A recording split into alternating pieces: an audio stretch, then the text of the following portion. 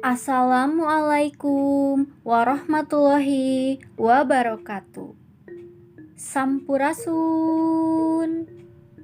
Barudak, tepang deui urang dina pangajaran bahasa Sunda di kelas 7. Pangajaran anu salajengna, urang bakal diajar ngeunaan kalimah pananya.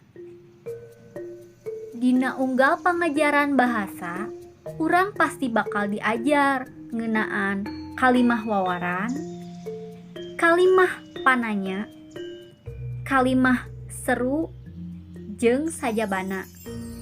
Tah ayeuna urang puserkeun bae kana kalimah pananya.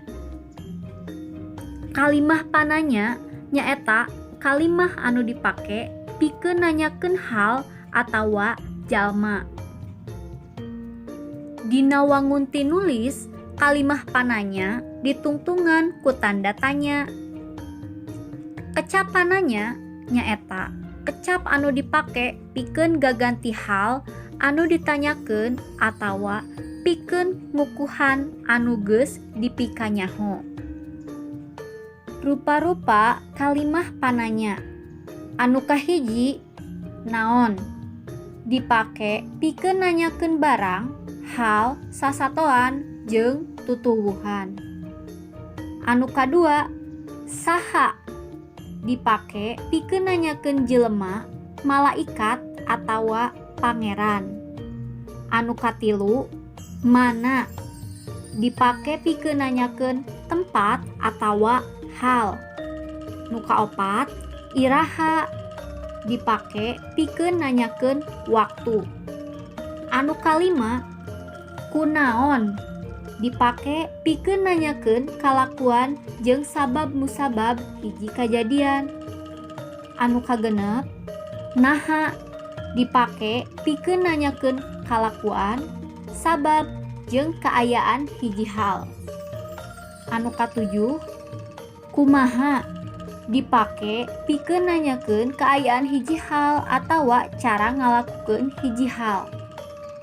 Anu kadalapan sabaraha, dipake pikeun nanyakeun jumlah jeung bilangan. Contoh kalimah pananya naon. Naon anu katabrak mobil teh? Naon anu karasa?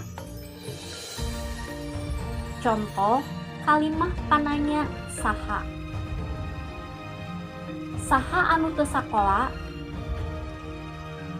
Saha anu nyiptakeun alam dunya? Kalimah pananya mana. Mana sapatu ti Cibaduyut teh? Urang mana jang eman teh? Kalimah pananya iraha. Iraha reka pangandaran deui.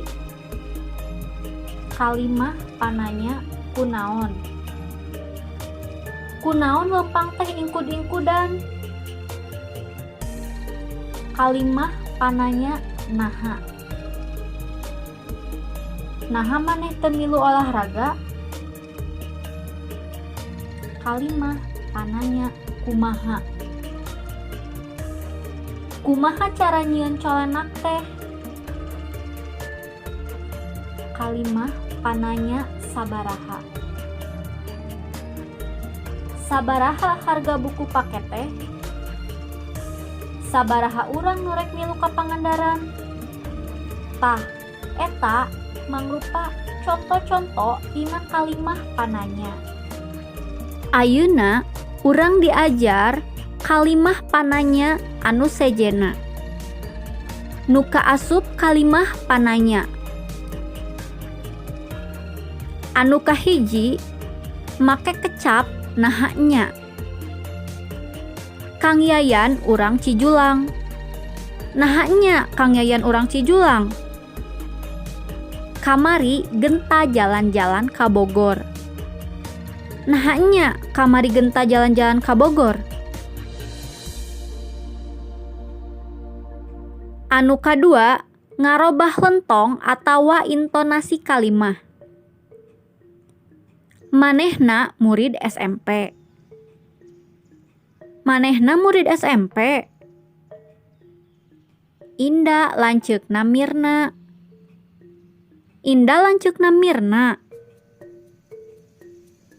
Anu katilu, malikeun susunan kalimah wawaran. Rudi teh balik ti heula. Balik ti heula Rudi teh. Manehna teh anak polisi. Anak polisi manehna teh. Anu kaopat, ngagunakeun kecap lain atawa sanes. Urang teh kedah tumut ka guru. Urang teh kedah tumut ka guru sanes. Manehna mah moal milu ka gunung. Lain manehna mah moal milu ka gunung. Tah, eta kaasup kana kalimah pananya sejena. Ayeuna cobi hideuk kerjakeun latihan pancen anu aya di layar. Kumaha barudak? Pedaran ngeunaan kalimah pananya ieu kaasup materi anu sederhana. Lantaran kalimah pananya geus biasa diucapkeun ku urang dina kahirupan sadidinten. Pamugi dina pedaran ngeunaan kalimah pananya ieu urang tiasa nambihan seueur elmu pangaweruh tina kalimah pananya. Hatur nuhun kana sagala perhatosanana. Saninten buah saninten dibantun kaparapatan. Hapunten abdi hapunten bilih seueur kalepatan. Wassalamualaikum warahmatullahi wabarakatuh.